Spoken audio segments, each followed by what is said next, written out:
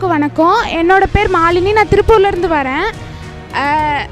நான் இங்கே வந்தது நல்ல கனவுல கூட இந்த இடத்துக்குலாம் வருவேன்னு நான் கனவுல கூட நான் நினச்சே பார்த்தது கிடையாது.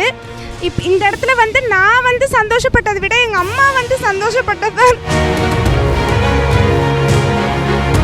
நான் இங்கே வந்ததை விட நான் படிச்சிருக்கேன், நான் எப்போ வேணாலும் வரலாம். ஆனால் எங்கள் அம்மா வயசுக்கு இந்த இடத்துல வந்துட்டு நான் வந்தது பெருமையாக நினைக்கிறத விட எங்கள் அம்மா வந்ததை பெருமையாக நினைக்கிறேன்.